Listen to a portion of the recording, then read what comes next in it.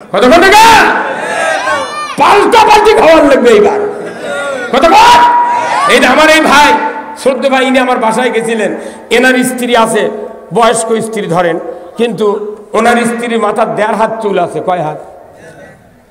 উকুন হচ্ছে, খুকসি হচ্ছে, অ্যালার্জি হচ্ছে, চুলকে চুলকে মাথা শেষ, বউ একে শুকে গেছে, কোনো টাকা খরচ করে ভালো হয়নি। এখন ওনার এক রিলেটিভ আছে, বলেছে মুরব্বী আপনি 5টা টাকা দেন তো, আমরা 10 মিনিটের মধ্যে ভালো করে দেবো আপনার ওই স্ত্রীর বেদি। তোর 5 লাখ ফুরেছি, কিছু হয়নি, মরণ পর্যন্ত ছুঁয়ে আছে, তুই 5 টাকা দিয়ে কী করবে? কোথাও আপনি দিয়ে দেখেন। 5 টাকা দিছে, থানার মোড়ের ওই দোকান হচ্ছে বেলেট কিনে যাচ্ছে, বেলেট নিয়েছে। ওনাকে বলছে আপনি মাথার চুলটা কামিয়ে দেন তো, কামিয়ে দিচ্ছে। উকুন গাছে, খুকসি গাছে, চুল কেনেও গেছে। তোর কোথায় ভালোই তো, তোমার বুদ্ধি শুনে আর 7 দিন হচ্ছে বা আর মাথাও চুলকায় না, কিছু হয় না। তখন ওই আত্মীয় বলেছে আপনি তো আরো 6 মাস আগে মাথা কামে দিলেন নি, একদিন 1.5 হাত চুল বড় হলো নি। তে এটা মাথার যদি এই ব্যারাম হয় তাহলে আর ওষুধ কি? Belt, belt. আর ওষুধ কি? তার বাংলাদেশের একটা মাথা আছে না, সে মাথার নাম কি? সবই কয় না মারে। বাংলাদেশের মাথার নাম কি? ঢাকার যে মাথা আছে সেটা কি? সংসদ। ওই সংসদের চুলকানি, খুকসি, উকসি, দুনিয়ার অ্যালার্জি হয়ে আছে। ও কি বেলেট দিয়ে কামিয়ে ফেলে দিল এইবার? একবারে নাইয়া করে ফেলে দেব। سيئات أعمالنا من يهدي الله فلا مضل له ومن يضلله فلا هادي له ونشهد أن لا إله إلا الله وحده لا شريك له ونشهد أن سيدنا وحبيبنا ومولانا محمدا عبده ورسوله الذي أرسله بالحق بشيرا ونذيرا وداعيا إلى الله بإذنه وسراجا منيرا فقد قال الله تعالى في كلامه المجيد والفرقانه الحميد সবাই জবান খুলে পড়ুন আউযু বিল্লাহি মিনাশ শাইতানির বিসমিল্লাহির রাহমানির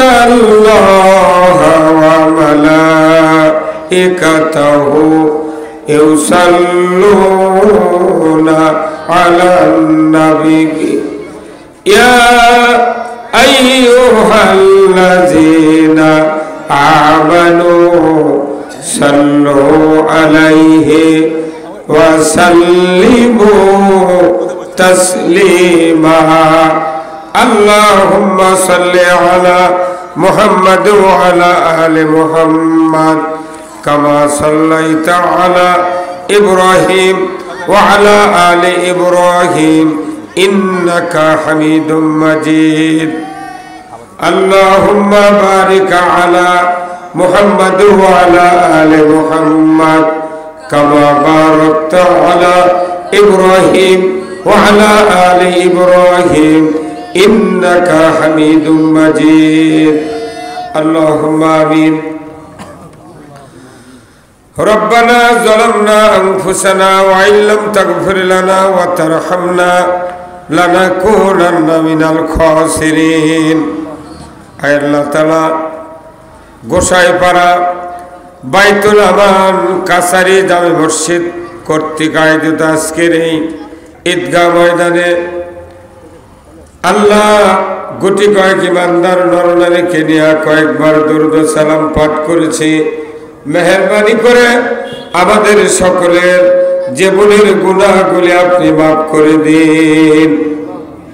আয় আল্লাহ তাআলা, এই মসজিদ যারা কায়েম করেছেন, মাহফিলের যারা আয়োজন করেছেন, আমরা যারা কোরআন শোনার জন্য দূর দারাজ থেকে এসেছি, আমাদের ভেতরে যারা দরদের বাপ মাকে হারিয়েছি, কবরগুলিকে জান্নাতের বাগান বানায়া দিন রব্বুল আলামিন।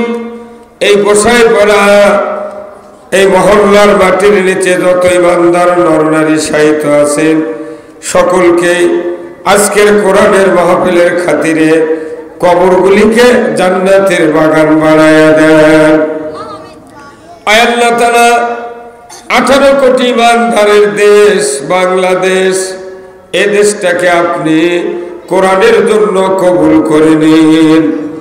আয় আল্লাহ তাআলা, কি কথা বলবো জানি না, যে কথা বললে আপনার বান্দা বান্দীদের দুনিয়া এবং আখিরাতের কল্যাণ হবে, সেই কথাগুলি আমাকে বলার তৌফিক দিয়ে দেন। সুবহান রাব্বিকা রব্বিল ইজ্জাতি আম্মা ইয়াসিফুন ওয়া সালামুন আলাল মুরসালিন ওয়ালহামদুলিল্লাহি রব্বিল আলামিন।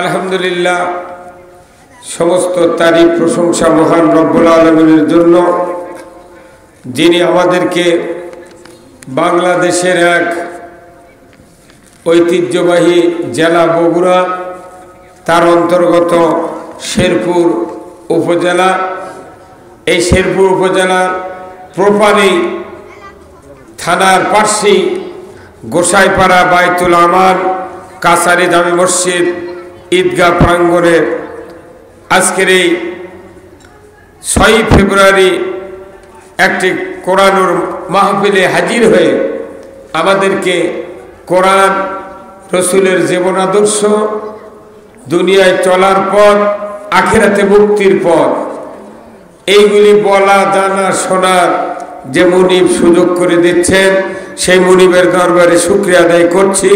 সবাই পড়ছি আলহামদুলিল্লাহ। আরো জোরে সরে পড়ি আলহামদুলিল্লাহ।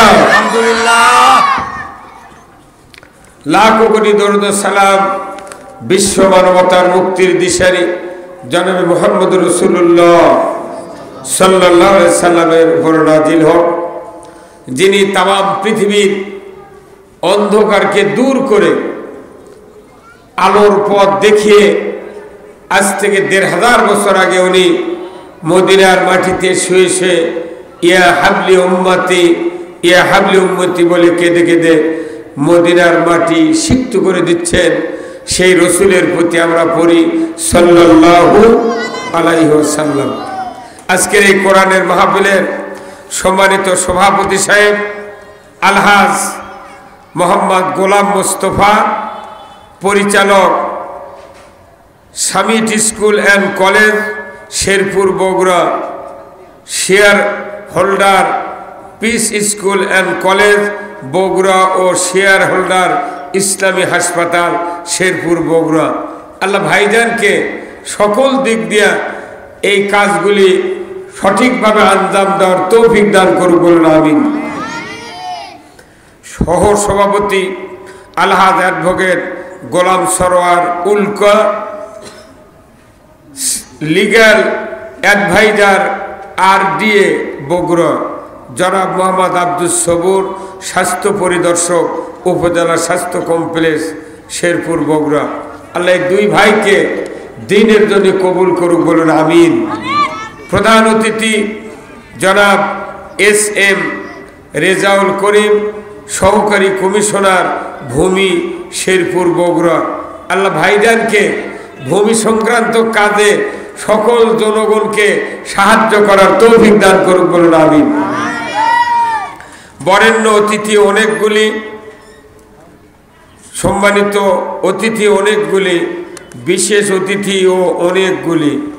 আজকের মাহফিলের সম্মানিত মেহমান হযরত মাওলানা হায়দার আলী সোবহানী, কারি মাওলানা মোহাম্মদ আবু নায়ুম সহ অন্যান্য ওলামায়ে কেরামগণ, মঞ্চে বসা সুধীবৃন্দ, সামনে বসা মুরব্বিনে কেরাম, হাজী সাহেবগণ, বিভিন্ন মসজিদের ইমাম, মুয়াজ্জিন, মুক্তাদি সহ বিভিন্ন রাজনৈতিক দলের নেতৃবৃন্দ, যুবক ভাইরা, পর্দার অন্তরালে হাজারো মা বোনেরা, প্রাইমারি, মাদ্রাসা, হাই স্কুল, কলেজের শিক্ষক মহোদয়গণ, ছাত্র ভাইয়েরা, কচি কাচারা এবং আজকের এই মাহফিলের ইন্তেজামিয়া কমিটি সহ প্রচার মিডিয়ার সম্মানিত মাইকানা ভাইয়েরা এবং পার্শ্বী থানার সম্মানিত প্রশাসনিক কর্মচারী কর্মকর্তাবৃন্দ সহ স্থানীয় তামাম ইমানদার ভাইয়েরা, আসসালামু আলাইকুম ওয়া রাহমাতুল্লাহ। কেমন আছেন আপনারা? আসলে আসছে আলহামদুলিল্লাহ। চতুর্দিকে তো বাসা বাড়ি, এই জন্য আওয়াজটা একটু বাধাগ্রস্ত হচ্ছে, না শুনতে অসুবিধা হচ্ছে কি? আলহামদুলিল্লাহ। এখানে একটি কথা না বললেই নয় যে রাসূল সাল্লাল্লাহু আলাইহি ওয়াসাল্লাম আজ থেকে ১৫০০ বছর আগে মানুষগুলিকে দাওয়াত দিয়েছিলেন। আল্লাহর নবী যে দাওয়াত দিয়েছিলেন, এই দাওয়াতটা ছিল সকল মানুষের জন্য। ইয়া আইয়ুহান নাস কুলু লা ইলাহা ইল্লাল্লাহ তুফলিহুন। হে মানুষ সকল, তোমরা যদি সফল হতে চাও, মুক্তি পেতে চাও, তাহলে তোমরা কালেমা পড়ে নাও, লা ইলাহা ইল্লাল্লাহু মুহাম্মাদুর রাসূলুল্লাহ।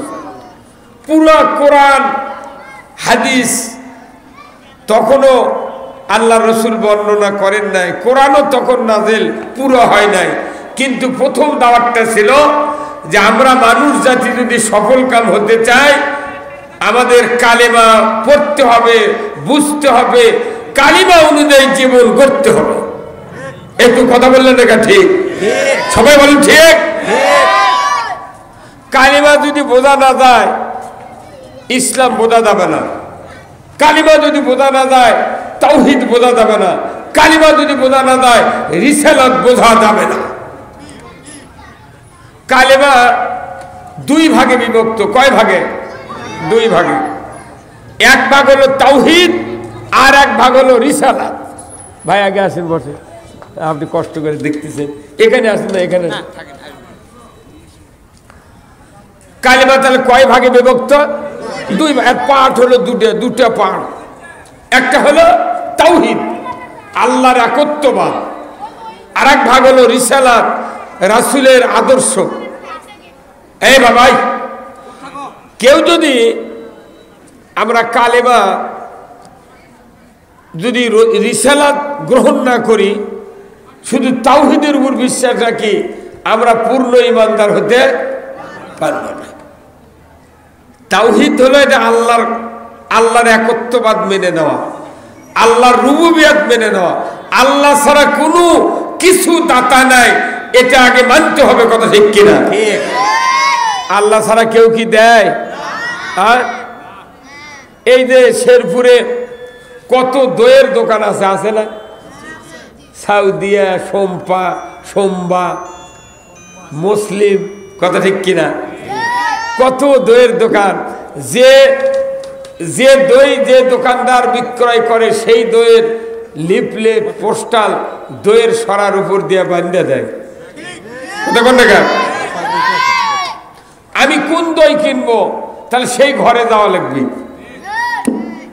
আমার আল্লাহ বলছে, বান্দা, তুমি যদি পৃথিবীতে বাঁচতে চাও, বসবাস করতে চাও, তাহলে আমার একত্ববাদ মানতে হবে। একবার ডাইরেক্ট আল্লাহ বলছেন, আমার একত্ববাদ মেনে নিতে হবে। যদি মানতে অস্বীকার করো, আমি আল্লাহ আইন করে দিলাম, ইয়া মাশারাল জিন্নি ওয়াল ইনস ইন ইসতাতাতুম আন তানফুযু মিন আকতারিস সামাওয়াতি ওয়াল আরদ ফানফুযু লা তানফুযুনা ইল্লা বিসুলতান।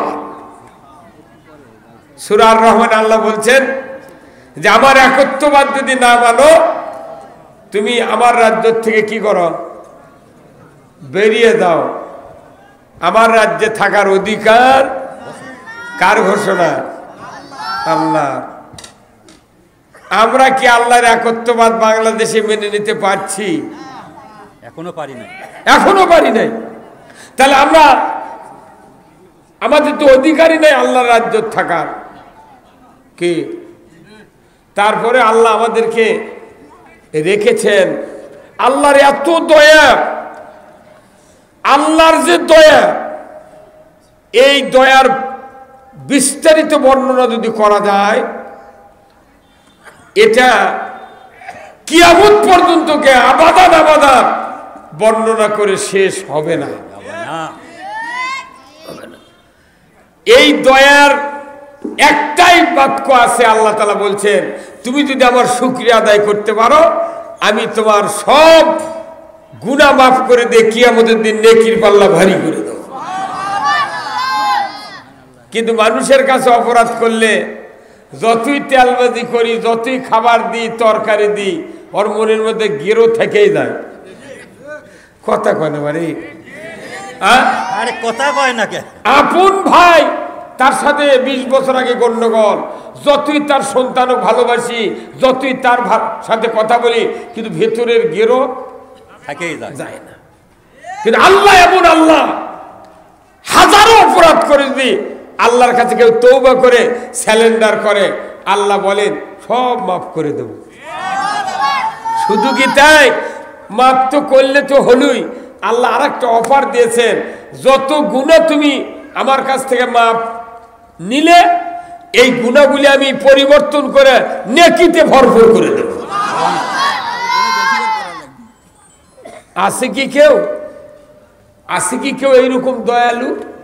জোরে বলেন। আহা, সেই আল্লাহ বলছেন লা ইলাহা ইল্লাল্লাহ। এই পাঠ একটা। লা মানে কি? আচ্ছা, এই লাম আলিফ, এটা মধ্যে মুনফাসিল, 3 আলিফের মত। এটা কয় আলিফের? 3 আলিফ। কালিমার প্রথমেই আছে 3 আলিফের মত, লা, 3 আলিফ। লা মানে কি? কিছুই নাই, কেহ নাই।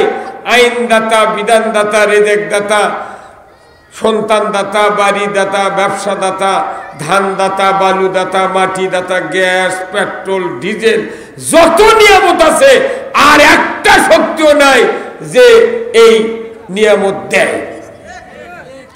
শেরপুরে অনেক দইয়ের দোকান আছে, একজনের সাথে গন্ডগোল হলো, আরেক দৌড় ঠেলব।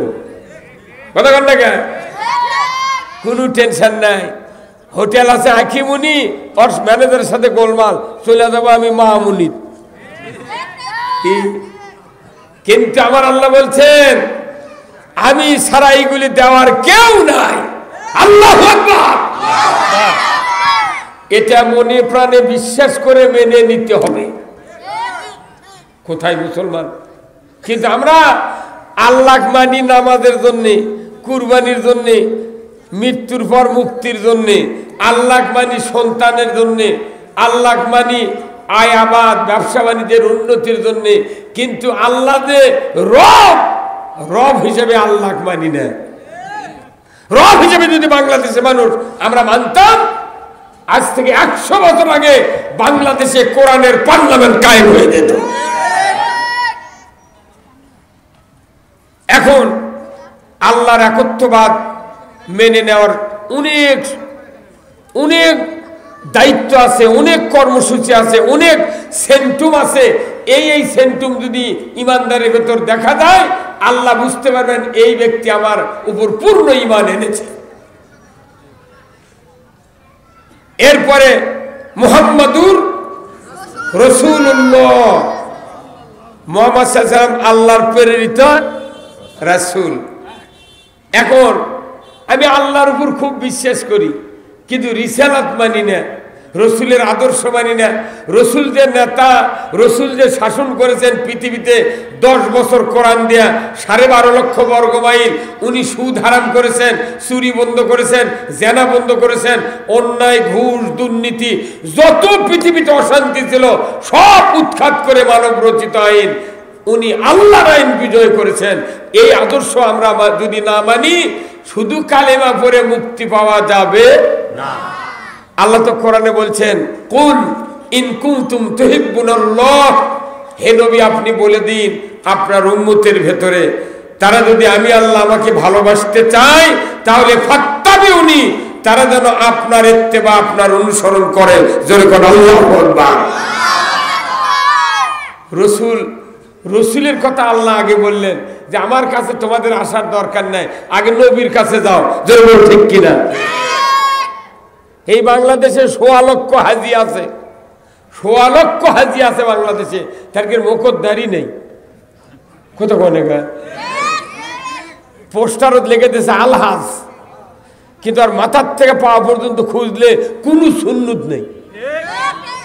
এই যে মসজিদে ৬০০ লোক নামাজ পড়েন আপনারা, এই মসজিদের ইমাম একদিন শুক্রবার যদি দাড়ি টাড়ি কামে আসে ঢোকে, একটা মুসল্লি তার বাদে নামাজ পড়বেন? এই ভাই কথা কর নাকি? ভাই কথা কর না কেন? এই যে মোটা ভাই কথা করছে না কোনো, আপনি কথা কর না। কারণ এটি ৩০০ লোকের ইমাম, যদি দাড়ি কামে আসে একটা মুসল্লি নামাজ পড়বো না। আপনি কেন দাড়ি কামালেন? এরা ৩০০ মসজিদের ৩০০ মুক্তাদির ইমাম, কেউ নামাজ পড়ে না। আর একটা এলাকার ২টো উপজেলার ইমাম, কয় উপজেলার? ২ উপজেলার ৫ লক্ষ মানুষের ইমাম, তার মুখে দাড়ি নাই, নামাজ নাই, হ্যাঁ কথা কন, চরিত্র নাই, কিচ্ছু নাই। উনিও ইমাম, বরং এই ইমামের চেয়ে ওনার দায়িত্ব, ওনার শক্তি, ওনার পাওয়ার বেশি।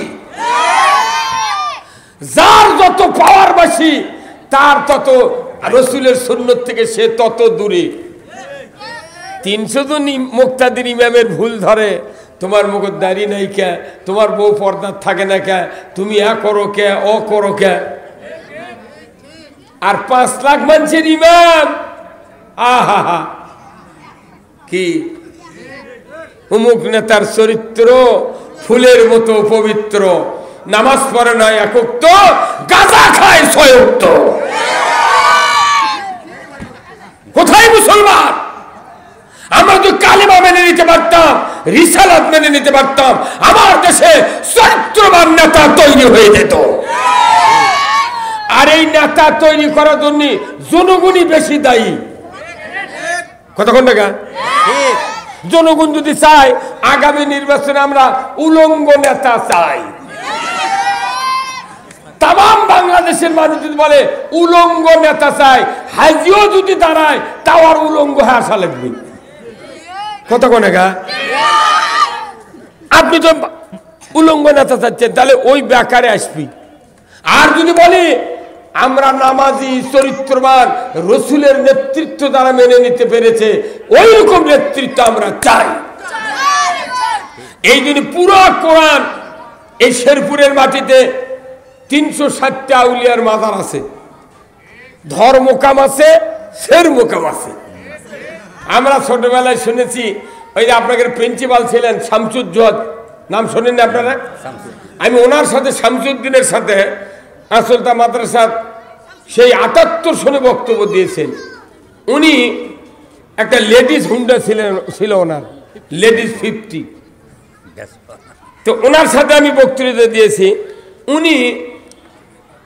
উনিও এক গল্প করেছিলেন যে ধর্মকাম আর শের মোকামের।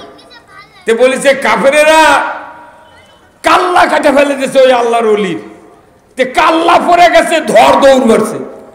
আল্লাহু আকবার! সেই মাটি হল শেরপুরের মাটি। কতক্ষণ?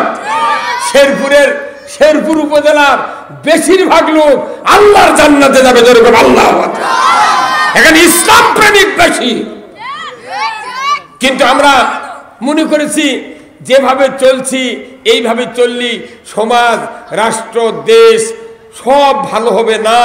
রসুলের নেতৃত্ব কতখানি জরুরি কোরআন হাদিস পড়ে আমরা দেখেছি। বিশেষ করে আমার টুটা ফাটা জ্ঞানে দেখেছি, কোরআন হাদিস পড়ে পড়ে দেখেছি, দুটা বিষয় সবচেয়ে গুরুত্ব দেয়। তারই ১ নম্বর হলো আল্লাহর আনুগত্য, ২ নম্বর হলো রসুলের নেতৃত্ব। পুরো কোরআন বলছে যে তুমি যদি আখিরাতে বাঁচতে চাও তাহলে আল্লাহর আনুগত্য করো আর রসুলের নেতৃত্ব মেনে নাও। কিন্তু আমাদের দেশে আল্লাহর আনুগত্য জাহির করি, কিন্তু রসুলের নেতৃত্ব আমাদের দেশে মানার ব্যাপারে খুবই খুবই বিরোধিতা। যদি বলা হয় রসুল কোরআন দেয়া মক্কা মদিনার 12.5 লক্ষ বর্গমাইল শাসন করেছেন 10 বছর, তখন কিছু কিছু নেতা কিছু কিছু মানুষ নাক ছিটকায়, কইটা তো রাজনীতির কথা হলো, কথা কর না। এই যে মসজিদ, এই মসজিদে 1 রাকাত নামাজ, এই যে মাগরিব পড়লাম, এই মাগরিবের সময় যদি নামাজ, আমি তো দেখলাম খালি এক মুয়াজ্জিন ছাড়া কারু মাথার পাগড়ি নেই, কত গনে গায়। এই মসজিদে নামাজ যদি কোনো মুসল্লি হাত মোজা, পা মোজা, পাগড়ি, টুপি, দাড়ি, হজ, উমরা, চোখত সুরমা, 2 কানের 2 আতরের তুলা, এইগুলি দিয়েও যদি নামাজ পড়ে, তাও টাইনে টুনে 27 গুণ সওয়াব হতে পারে কি? কিন্তু এই মসজিদে, আমার এই মসজিদে হয়তো সব ধনী ধনী মানুষ আছেন, আপনারা ভালো লোক, কিন্তু আমার যে মসজিদ আছে সেখানে 14 আনা লোক কিস্তির টাকা লিয়ে ঢোকে। হ্যাঁ কথা কন। আবার শহর মন্দিরে যারা বড় বড় মানুষ আছে আমরা, ওরাও দেখবেন সুদী ব্যাংকের থেকে সিসি লোন করছে 5 লাখ, 10 লাখ, 20 লাখ, 1 কোটি, তারাও কোন মসজিদে যায়। রসুল বলছেন যে 27 গুণ সওয়াব হবি, এইগুলি ট্রাকচার মাথার থেকে পা পর্যন্ত যদি তুমি গ্রহণ করো তাহলে 27 গুণ সওয়াব। কিন্তু মুসল্লির মধ্যে দেখবেন শুক্রবারে যারা নামাজ পড়ে, মাত্র শুক্রবারে 1 ওয়াক্ত পড়ে, আর 7 দিনে 34 ওয়াক্ত কাজা করে, এরপর 27 গুণ সওয়াব দিবি কত গনে? হ্যাঁ, তাহলে আমাদের এই মসজিদে হাজারো নামাজ পড়ে আমরা সুযোগ পাচ্ছি না, অথচ রসুলের যে মসজিদ, মসজিদে নববী, 1 রাকাত নামাজ পড়লে কিয়ামত পর্যন্ত এই মসজিদে 50,000 রাকাতের সওয়াব। তাহলে ওই মসজিদে 50,000 রাকাতের সওয়াব হওয়ার কারণ কি? কারণ হলো ওই মসজিদে নবী নিজে ইমাম, সুবহানাল্লাহ। নবী আবার রাষ্ট্রপতি ছিলেন, প্রধানমন্ত্রী ছিলেন, আমির ছিলেন, উনি আবার ওই প্রধানমন্ত্রী, ওই আমির, ওই মসজিদের ইমাম। আবার কি তিনি ওই মসজিদ থেকে পর্দা ফরজ করেছেন, নামাজ কায়েম করেছেন, যাকাত চালু করেছেন, সুদ হারাম করেছেন, চুরি বন্ধ করেছেন, জেনা বন্ধ করেছেন, দুর্নীতি, ঘুষ, অন্যায়, মদ, গাঁজা, হেরোইন, জুয়া, কত গনে গে। উনি ওই মসজিদের মিম্বরের থেকে ওগুলা দূর করেছেন, অন্যায় বন্ধ করেছেন, ন্যায় চালু করেছেন। তাহলে বোঝা যাচ্ছে মসজিদে নববীটা মসজিদ আল্লাহর ঘর, কিন্তু ওটা একটা সংসদ ভবন, কথা বলেন। যেখান থেকে কোরআনের আইন জারি করা হয়েছে, ওই জায়গায় 1 রাকাত নামাজ পড়লে 50,000 রাকাতের সওয়াব। আর আমার বাংলাদেশে মসজিদের বারান্দাত লেখা থাকে, এই মসজিদে দুনিয়াবি কথা বলা নিষেধ। কি ভাই, আমি বহু জায়গায় দেখলে আমি বলি যে মসজিদে এই কথা লিখেছে, এটা রাসূলের রিসালাত বিরোধী কথা। দুনিয়া ফায়সা কথা বলতে পারেন, লিখতে পারেন, আরে লেখার দরকার কি? জুম্মার তো কেউ গালাগালি ফায়সা কথা কয় না, কি দুনিয়ার কথা বলতে হবে। মসজিদ হলো দুনিয়া চালানোর সবচেয়ে বড় মাধ্যম। এই মসজিদ থেকে আল্লাহর নবী এতগুলো আইন চালু করলেন, আর আমার দেশে এখনো অনেক নেতা, অনেক লোক আছে, তারা বলে মসজিদে কোনো মিটিং চলবে না, কথা বলা চলবে না, মানে ওর বাপের বাপের মসজিদ। আল্লাহর নবী যেখান থেকে দুনিয়া শাসন করেছেন, সেখানে আজকে ওই শাসনের বিরোধী লোক তৈরি হচ্ছে। ঠিক, হ্যাঁ ঠিক। আল্লাহর নবী মসজিদ থেকে দুনিয়া শাসন করলেন, আর 1,500 বছর পর ওই মসজিদে ইসলাম বিরোধী, দুনিয়ার শাসন বিরোধী মতভেদ তৈরি হচ্ছে। আমরা তাও একটু ইমাদে নামাজ পড়তেছি, দেশে সুদ চলিচ্ছে, সবার মাথার টুপি, মনে জিবরাইল ঘুরিচ্ছে। ওটি মসজিদে ইমাম ইমামতি করে, মাদ্রাসার চাকরি করে, বক্তারা বক্তৃতা করি। দেশের যে সুদ চলিচ্ছে কারু শরীরে স্পর্শ করে না, যেরকম গুছির মাছ কাদর মধ্যে থাকে, অথচ গাঁওতে একটা কাদো নেই। কারণ কি? কাদো তো কি লাল পা, তার চেয়ে বেশি লাল পাই গুছির মাছ।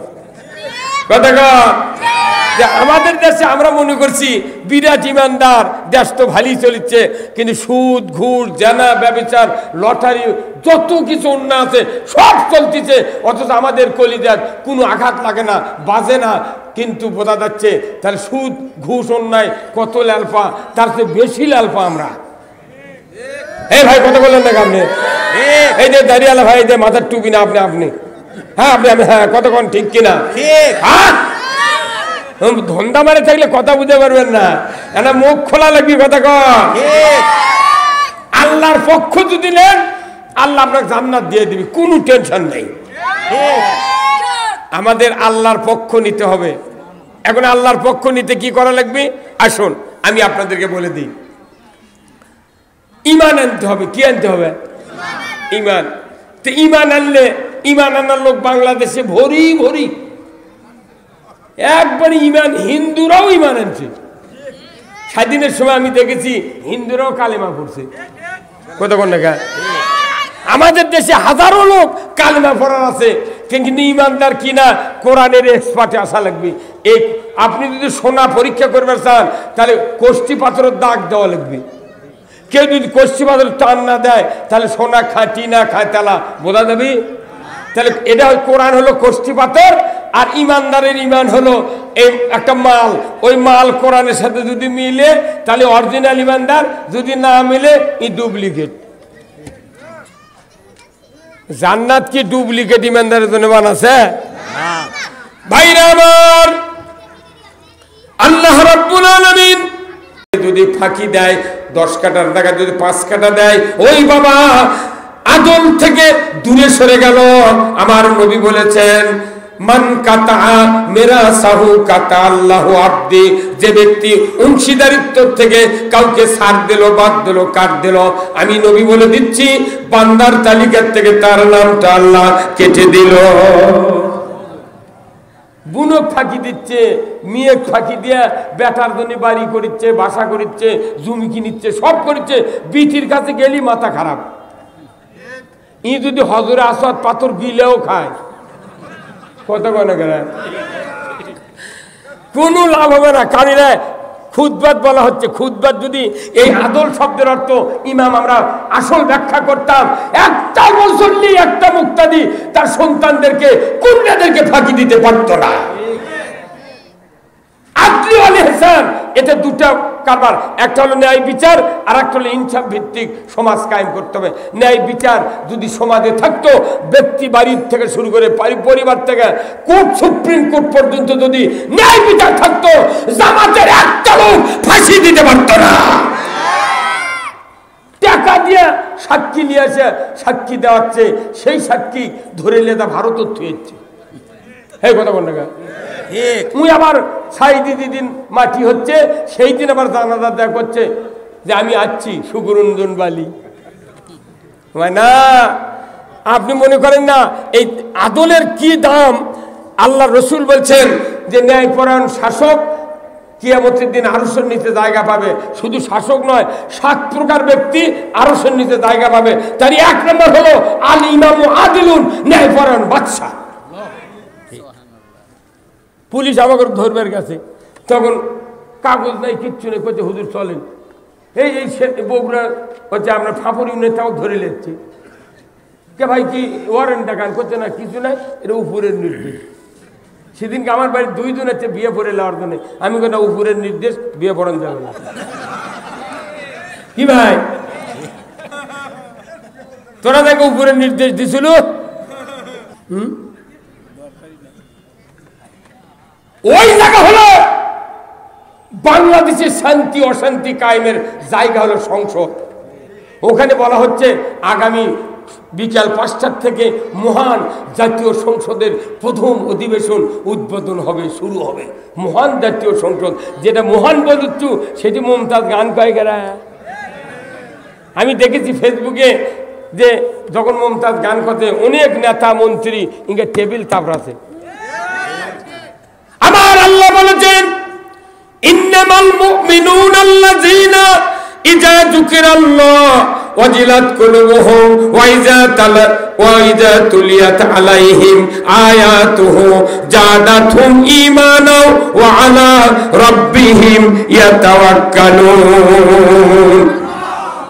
নিশ্চয় যারা মুমিন এই মুমিনের সামনে যখন আল্লাহর নাম উচ্চারণ হয়, আল্লাহর কথাগুলি বলা হয়, আল্লাহর কথা যখন কানে পড়ে, ওয়াজিলাত কুলুবুহুম অন্তর থরথর করে কেঁপে ওঠে। এমন মুমিনের সামনে যদি কোরআনের আয়াত তেলাওয়াত করে মুমিনদেরকে বুঝাইয়া দেওয়া হয়, আল্লাহর ইজ্জতের কসম, আল্লাহ বলেছেন মুমিনের গতি যখন জান্নাতের দিকে, ইসলামের দিকে, কোরআনের দিকে ধাবিত হয়, আমি আল্লাহ ওই রকম মুমিনের অন্তরে ঈমানকে বাড়িয়ে দেই। কোরআন শুনলে ঈমান বাড়ে। কার কথা? মানুষের ঈমান না বাড়ার কারণে মানুষের ঈমান